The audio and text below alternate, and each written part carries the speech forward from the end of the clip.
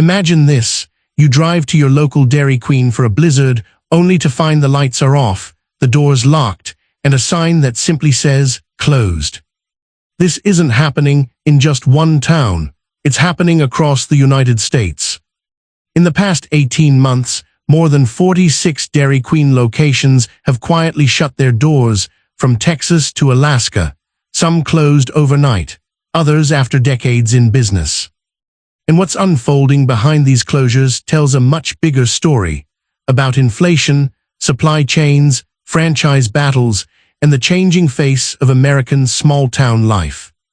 Welcome to the hidden crisis inside one of America's most iconic brands. Since early 2025, Dairy Queen franchisees have closed at least 46 stores nationwide. That's not corporate consolidation. That's local businesses shutting down. In Alaska alone, 3 locations in Anchorage, Wasilla, and Palmer all closed on the same day, June 30, 2026, leaving just one Dairy Queen left in the entire state. In Texas, the damage was even worse. A franchisee called Project Lone Star shut down 30 locations in February 2025, then another 12 in March, all due to a breakdown in its relationship with Dairy Queen Corporate. This isn't just ice cream, it's a symptom. So why is this happening?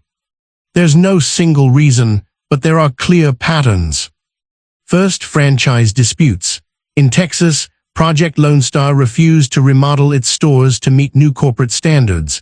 Dairy Queen responded by cutting off supply access. The result? 42 locations shuttered almost overnight. Second, economic pressure. Across the U.S., restaurant operators are dealing with rising costs: labor, rent, ingredients, and energy. Food away from home prices rose 3.5% in the 12 months leading up to May 2026. Third, geography. In Alaska, one franchise owner cited the extreme cost of shipping food to remote locations as a major factor. And finally, changing consumer habits. Americans are eating out less, and when they do, they're more price-sensitive. Fast food isn't immune. Nowhere is this story more poignant than in Alaska. For decades, Dairy Queen was more than a treat, it was a landmark. A place where families gathered, teens hung out, and travelers stopped for a break on long highway drives. But on June 30, 2026, 3 of Alaska's 4 remaining Dairy Queens closed abruptly. That left just one location standing in Soldotna, a small town on the Kenai Peninsula. The owner of that surviving store told reporters, "The costs of shipping food to Alaska make it extra challenging to run a DQ here." Think about that. In one of the most remote, logistically complex states in the country, even a global brand like Dairy Queen is struggling to survive. The Dairy Queen story shines a light on a bigger issue: the fragility of the franchise model. Franchising was once the backbone of American small business. It allowed local entrepreneurs to own a piece of a national brand, with corporate support, marketing, and supply chains. But today, that relationship is fraying. When corporate demands new remodels, new tech, or new fees, who pays? The franchisee. And when franchisees can't keep up, they lose access to supplies, branding, and ultimately, their business. In Texas, Project Lone Star couldn't sell its locations because of the dispute, so it had no choice but to close. This isn't just about ice cream, it's about power and who holds it in the modern economy. Dairy Queen's troubles are part of a broader trend. Across the U.S., small businesses are closing at an accelerating rate. Restaurants, retail stores, and local services are all feeling the squeeze. Why?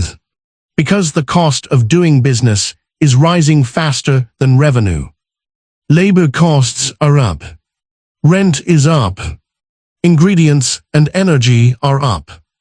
But consumer spending, it's flat or falling. And in rural and remote areas, like small-town Texas or Alaska, the margins are even thinner. When a Dairy Queen closes, it's not just a lost blizzard.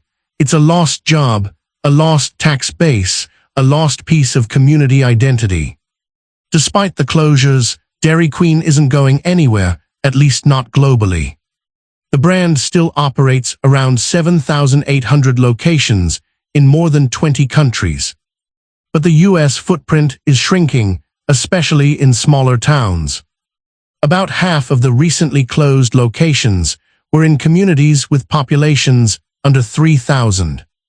That raises a question: is Dairy Queen and brands like it slowly retreating from rural America?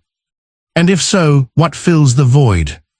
For many Americans, Dairy Queen wasn't just a restaurant, it was a ritual. A post-game treat, a summer tradition, a first job. When these locations close, it's not just an economic loss, it's an emotional one. In Great Falls, Montana, a Dairy Queen that had been open for nearly 40 years closed in June 2026.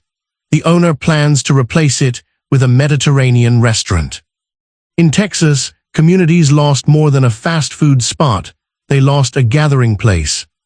And in Alaska, families now have to drive hours or give up altogether to get that familiar soft-serve cone. The story of Dairy Queen's closures isn't just about ice cream. It's about inflation, supply chains, franchise power, and the slow erosion of small-town America. As more locations close, one question remains: what happens to the communities left behind? Thanks for watching. If you found this insightful, hit like, subscribe, and let us know in the comments, have you seen a Dairy Queen close in your town?